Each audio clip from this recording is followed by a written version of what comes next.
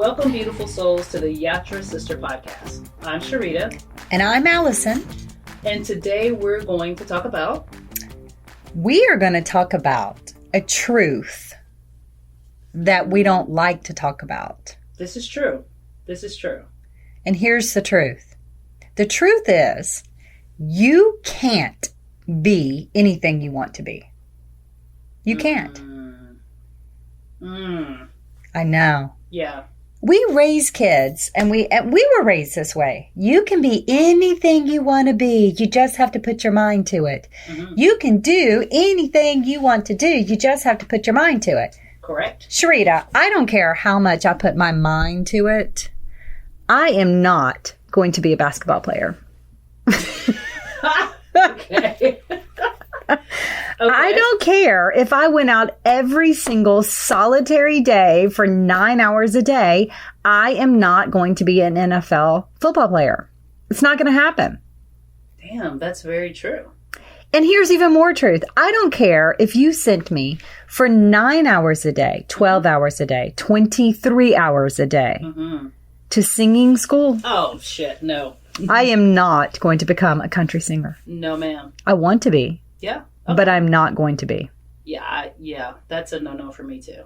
Yeah, I don't have the capabilities for that. Yeah. I think it's important we should understand that, accept that, move on. I agree, but I love that we're about to talk about you can't be anything you want to be, but we're not saying you can't be who you want to be. There's a difference.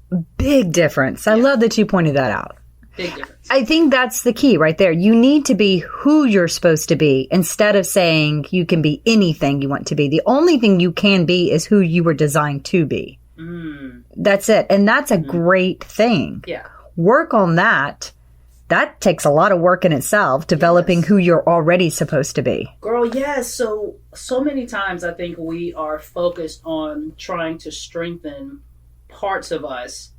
That is a waste of time because no matter how much effort we put into it, it's not going to happen. Why don't we focus on those things that we already have that's working for us and strengthen those things? Absolutely. Okay. Absolutely.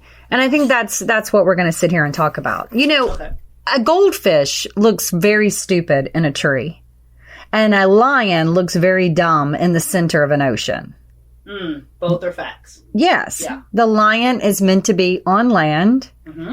King of the jungle, right? Yeah.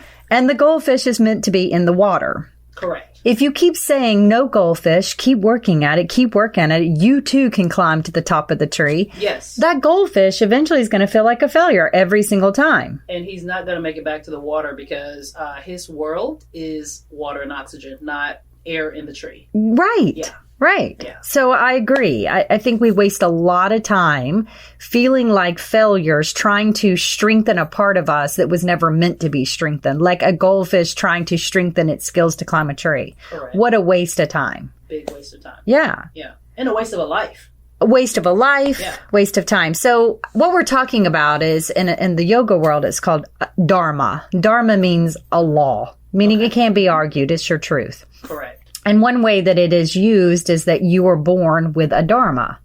You were born with a law. You were born with a specific, wow, that's a hard word to say right there. So obviously I was not designed to be a linguistics teacher. Okay. You were born with these specific purposes to fulfill your dharma. And one of the things they say is living someone else's dharma is worse than death. Yes, ma'am. I truly believe that statement is 100% true. Yeah. Yeah. And so many times, let me tell you, this just settled on my spirit as we're talking. So many times as parents, you can be in situations where because you did not fulfill something in your life, you try to steer your child into that thing.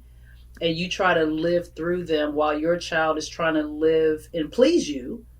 But it's not their life. It's not their dharma. They actually are trying to live out some of yours that you didn't handle correctly. Absolutely. Yeah. Your parents and us as parents can do a doozy on us and which dharma we're standing in. Absolutely. I know of parents, I'm not going to say mine specifically, but I can relate to this. My mom has very high expectations. Okay. Jackie Onassis expectations. Oh, that's how she would like to become. She wants to be Jackie Onassis. Okay. Okay. So if I said to her, Mom, I would like to be a nurse, my mom would say, why would you do all of that schooling and have to do all that work and not get the pay of the doctor? Be the doctor. So I would say, fine, I'm going to go out and become the doctor.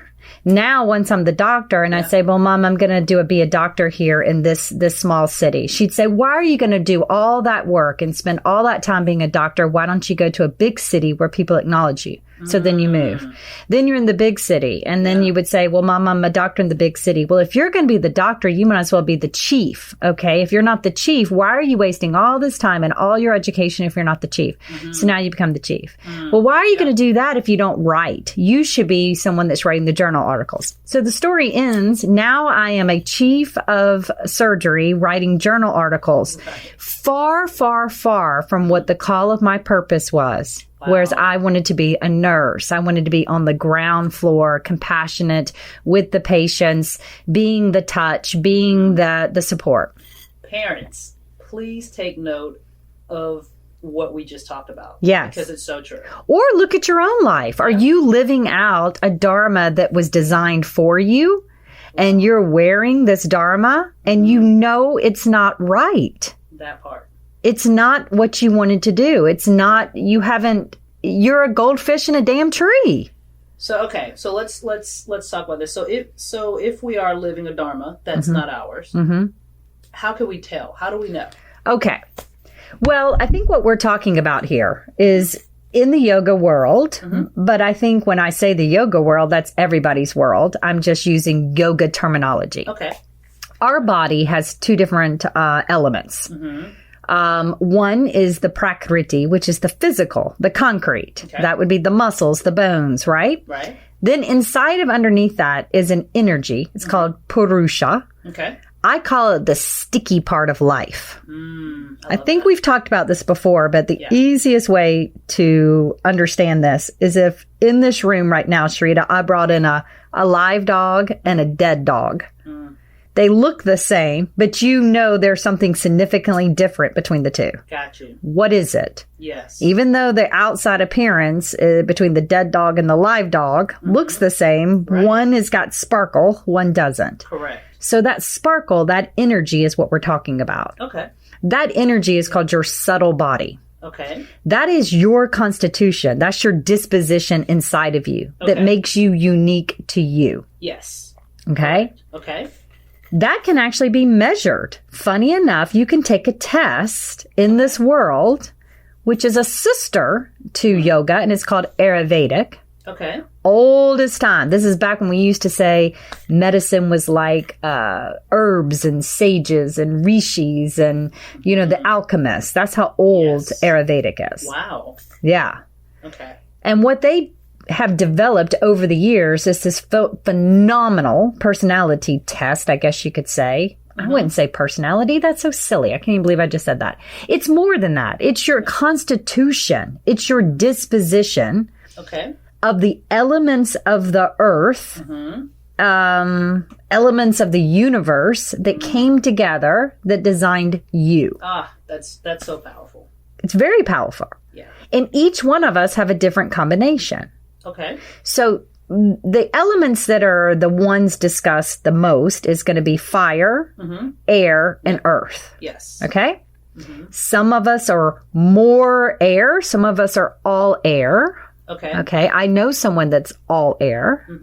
I'm sitting inside her body. Okay. So let me make sure that I'm clear and that people are clear. When you say air, you don't mean like the term that we use, like airhead, right? This is much, much deeper. It is much deeper, but I could see where it comes from. Okay. Not that I would say I'm airheaded like dumb, but I could see where airheaded comes from someone that is much more vata. Like floating. you're floating. You might be asking me questions and I might be like, huh, what? That has never happened. No, it doesn't. And very rarely happens, right? Right. Okay. So, yes, coming away from the air part of the people, there's also people that are pitta, which is fire. Okay. And then there is kapha, which is earth. Okay. Okay. Now, we all have different combinations of this. Mm-hmm. These combinations explain who you are. That's amazing. So we can have a better understanding of the building blocks of who we are before we add all this other shit on top. Hell yeah. We also know what we're qualified for and what we're not qualified for once we know this. Okay, let's dive in. Dive in. Yeah. Okay, it's as easy as this. Okay. I like to think about words. Mm-hmm. So there are words that someone that is air or vata, you're going to use a word and they have shut you out. They're air. They are literally sliding down onto the ground and figuring out how to escape under the bottom of the door. Okay. Those are words that do not click with them. Okay. There are words that you say to a kapha person that insults them. Mm. But those might be words that a pitta person loves. Okay. Okay? Okay. That's how we're starting to realize we have certain dispositions and certain way we're motivated. So that might help you see which careers or occupations or the way you're out servicing the world needs to be specific to your disposition, for goodness sake. Even in partnership. Oh my God, in partnerships. Yeah, absolutely. And your kids. Yeah. Absolutely. You might be using these pitta words to a kid that is vata, and no wonder they're tuning you out. Wow. That makes so much sense. Yes. So I'll give you an example. Okay. Okay. If you use these words with me, Sharita, I am literally either A, gonna cry, tune out, or pretend I don't exist. Okay. I cannot stand the word expectation, competition, measurement. Remember, I'm air. You are. That, to me, is like, what in the hell are you talking about? The second you say we're going to have a competition, I'm like, I'm out. Yeah. Even if I think I'm good at it, I'm still not going to do it. I do not like competitions. I don't like how they make me feel. I like words like artsy and music and clouds and fairies and I don't even like the word producing. I like the word production. Okay. Right? Yeah. So I'm different. Yes. Pittas love the word goal, expectation. They can't imagine why people don't like the word expectation. They're like, well, everything's so much clearer. Okay. I gave you an expectation. I understand it. You told me an expectation. Now we don't have to talk anymore. Yeah. So the pitta thinks that's a great word. They don't understand why that's an offensive word to a vata person. Okay. Crazy, right? Crazy amazing. Yeah. Yeah. And we think we're using our words should make sense, but if we're using them to a different disposition, it's turning that person completely off. Wow. Okay, so you just given us examples of words that if we were, pitta, I'm trying to think of which one I am. Can I be two? Oh, yes. Okay. Most people are. Okay. Most people are a combination. They might have a lead, but one very close up. So most people are, they might be fire and air, or they might be a pitta vata, or somebody may be a kapha vata, where they're earth and air. Yes. Okay. Absolutely. And there's actually people that are all three. My daughter is all three. So it's like she wears 3 different personalities. Wow. Wow. Okay. Yes. So her life is very different because I identified this when she was younger, and I realized she needed a 3-day weekend because she needed a day for herself to be very pitta, get her things done, do her homework, organize her room, clean things, all of that. Yes. But then she needed a kapha day where she could sleep like all day. But then she needed a vata day because she felt like she didn't have any playtime or artistic time or things to do that let her be out and about without, following the clock. So I started realizing something's up here because she's a tridosha. Okay. I started realizing she needed like 3 days to every weekend. And as she's becoming an adult, she's realizing that she has to make sure all three of these are getting balanced. Yes. If she goes all pitta and she's pitta all the time, then she gets very agitated. Yeah, I could. If she lives in the Vata world all the time, which was my world, and me being a Vata mother, of course she's like, Mother, we need routines. Right. Mom, we need structure. Dinner should happen at this time. No wonder she says things to me like, no, Mom, I do want to work for the FBI. I actually like things like that. And I'm like, holy crap, what have I raised here? Okay. Right. But then she also needs, if she doesn't have time to be at home and to be like a homebody and she's out of whack with her kapha, she literally will start crying. She'll go into complete depression because she's been pitta way too long. Yeah. She's out of balance for sure. Yeah. Okay. So, of course, her job, her career is going to have to make sure that this fits her disposition. Yeah. Okay.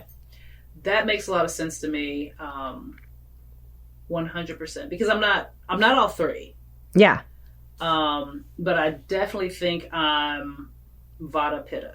Yeah. Yeah. I mean, I've already assessed you secretly behind your back, but go ahead. Yeah. So my question is, so now that we know this exists, so we could look at ourselves and analyze ourselves. How do we have this conversation with someone else, like your child or your partner or coworkers? Like, how can we even broach this conversation and figure out who they are, so that when we are communicating, we're coming from a different place?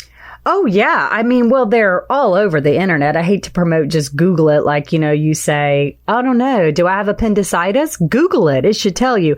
I don't want to tell you that that's the way to do it, but you can. You can get started that way. Okay. You can Google your dosha, but, you can reach out to me or to an Ayurvedic specialist, someone that may have had a little bit more training in it. But, for sakes and purposes, you can start with the basics. It's amazing what Google will tell you. Yeah, it is true. So when you learn your dosha, yes, you're able to talk a little bit better to other people or to yourself. But here's the best part when you start learning about your dosha, the absolute best part. Yeah. You know now what you should be focusing in on as your strengths, and you can stop with this stupid shit that no wonder you're feeling anxious. No wonder you're feeling stressed. No wonder you feel like you're a goldfish in a damn tree. Yeah. You can belong there. Correct. And it will take so much pressure off people that are going for like this high level of success in one area where they should never have been in the first place. Oh, yeah. Okay. I worked corporate America for 10 years. Yeah. We've laughed about this. We have. I was very successful. I'm not going to tell you, but I was successful feeling like I was going to have a nervous breakdown every single solitary day. Not a fun life. No. When I finally embraced my dosha and became Vata, oh my God. I mean, I went a little bit too far into the Vata world because I found one, which was the yoga world, that embraced me. And I was like, oh my God, here's my people.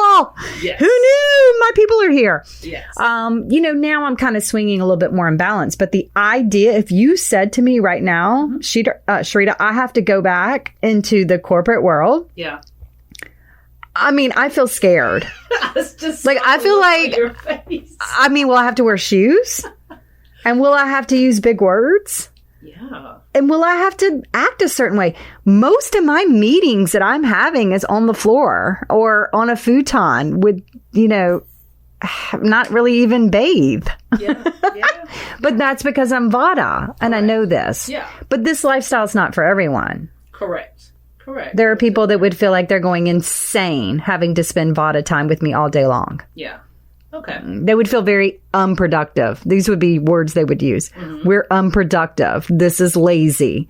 Allison, this doesn't have any goals. What are your goals? What's the goals for the day? And I'm like, it looks like I'm not doing anything, but in my head, there's a lot of shit. There's a lot going on. Yeah, it definitely is a lot going on. Yeah. I can see that. So that's why I think it's very important that we understand who we are. Yes. Because once we know that, we can stop setting ourselves up constantly for the feeling of failure. I think that's happening. Here's another thing. Most of our institutions are set up by pittas. Hence their institutions. Correct. I can so see that. And they have measurements. They do. So the schools? Yes. Guess who created schools? Do you think my people created schools? No, your people did not. Our people did not create schools. No, they did not. Unless they're Montessori and dance. Correct. Hence, that's where I had my kids. Or yoga studios. Exactly. Yeah. Yes. So our institutions, our jobs, yeah, our school systems, our hospital systems. System. Oh, yeah. They even like calling them that. Systems, institutions, yes. Governments. Mm-hmm. Yes, those are all pittas. Yeah. Yes, if you're pitta, you're going to do very well in that arena. Yeah. You're going to love it. If you're not pitta, no wonder you're not doing well in that world. You're going to be an artist. Yes. You're going to dance. Yes. Just something that is not saying, and this is what I'm learning, because you're often taught, if you don't have structure, that's not a good thing. Mm-hmm. But it is if you are not having structure is good if you're not a pitta. Well, here's the thing. I have structure. Yeah. But my structure may look different than a pitta structure. Got you. That makes sense. And I love that. Yes. Because it should. Yes. It should. It should look different. Now, we haven't even mentioned kapha. No. We haven't. God, do you know what we'd be like without having the kaphas? Kaphas are your soft place. They're not in a rush. They have lots of patience. They have compassion. You feel at ease with them. I describe the kapha as the person you go over to their house and they've got like magazines stacked up everywhere. They tell you things like, oh, I was going to clean up, but I didn't. You know there was no cleaning up. I mean, you can look outside and see a car has weeds in it and they tell you that they need to get it towed. Yeah. But it needed to be towed like 17 years ago. Okay.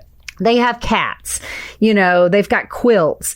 But here's the thing. That is the most you will ever feel as far as secure, home, non-judgmental, yes. Safe, at ease. There's something about them. They're earth. They pull you down. You slow down. You feel at ease in their environment.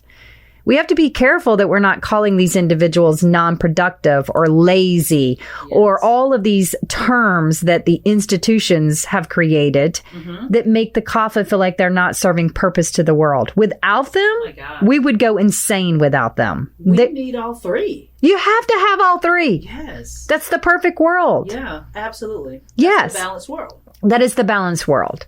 So once we learn this about ourselves, we can shave off so much of efforts that are worthless that we've been doing. Oh my gosh. You have just basically opened up my eyes in a totally different way because you're absolutely right. If I could align my efforts with things that I should be doing and enjoy because it's in line with my energy and who I am, my life has just completely changed to a more peaceful, balanced, and enjoyable life. Yeah. Yeah. You get to be you. Correct. Not I get to be anything I want to be. No, stop that. You cannot be anything you want to be. That's foolish. You can own. Yeah, that is the great lie. Stop telling it to kids. Stop telling it to yourself. You can only be what you were designed to be. The key is figure out what you were designed to be. I was just thinking back during a time when my boys were playing soccer and they were, and I coached, and they were kids. They were small. And I just remember some of the kids that were on their team were, out picking flowers in the field. Oh, I don't know about those kids, but go ahead. Yeah, out picking flowers in the field. You have some kids that was just straight focused on that goal. Oh, yeah. But, but looking back, sometimes those kids that were picking flowers in the field were like, stop, go play soccer. And they're like, no, I'm good right here. So we so have to, like you said, we have to appreciate everybody for who they are and where they are. Because everybody can't do anything. Like that kid that was picking flowers was probably never going to score a goal. They could have, but it was just not in them because it wasn't who they were. They could probably do it, but the anxiety and the stress that was associated that came with it was going to be debilitating. Correct. Yeah. I mean, I made straight A's, but let me tell you, probably I was losing hair. My anxiety was out of the roof. I can't believe that I was living, shaking inside internally every single time I took the test because I had to get that A. Yep. I thought I was just type A and everybody would have totally pegged me as I was Pitta because of the A's, the straight A's. Got you. Oh, you fit right into the institution. But no, that wasn't the case. I was air trying to pretend in a costume. Yes. Thinking I was going to have a nervous breakdown all the time. I was fragmented.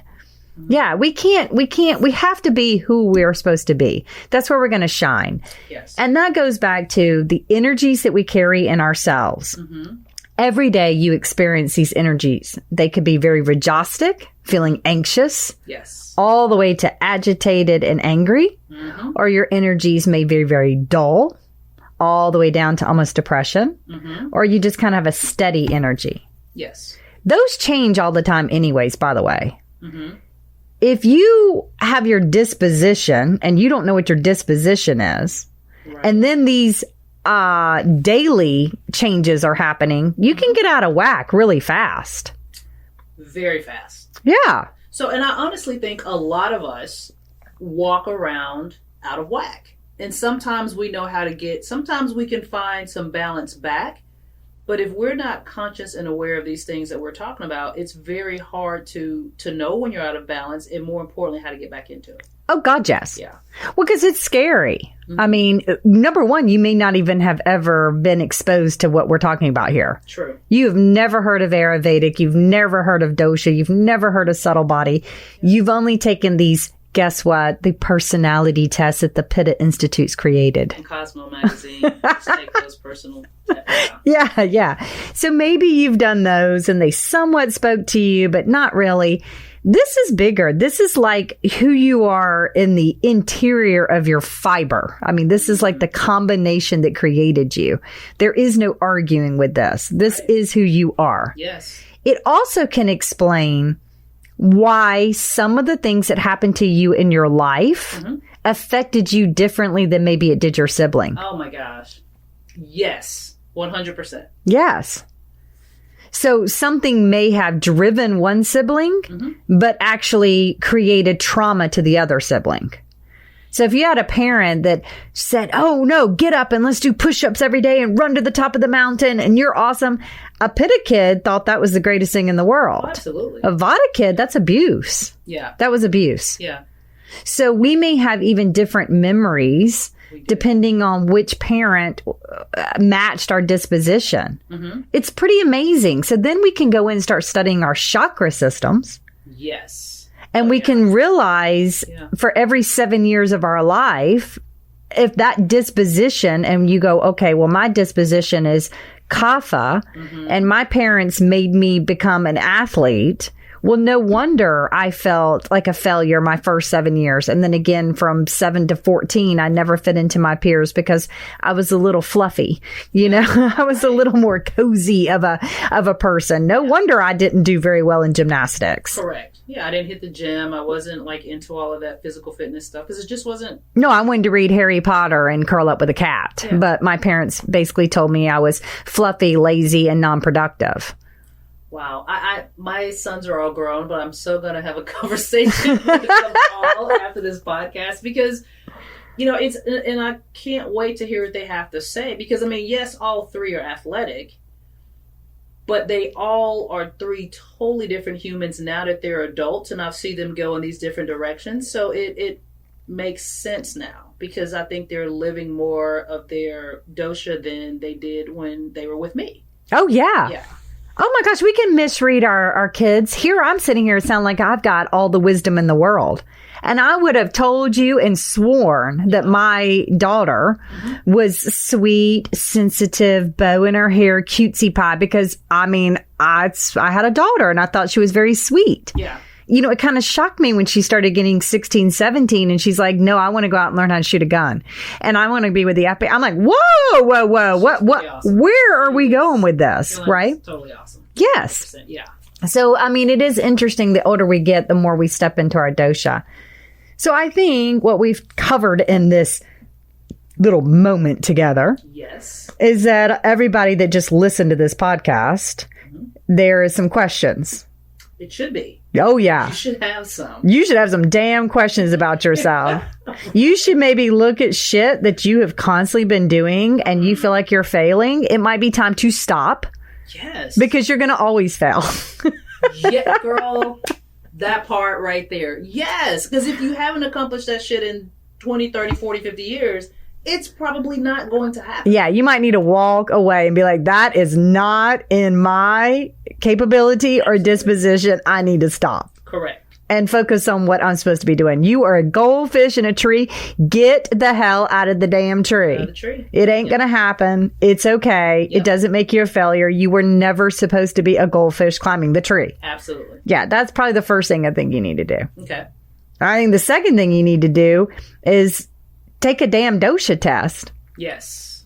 Figure yourself out, how you're supposed to be specific to this world. I love that. Figure yourself out. I love that. Yeah, it's simple. Yeah. We don't have to sit here and talk about my childhood and this is what happened and my mama did this and my daddy did this and then I had a failed relationship and this is why I act this way and why and here's my boundaries and here's my triggers.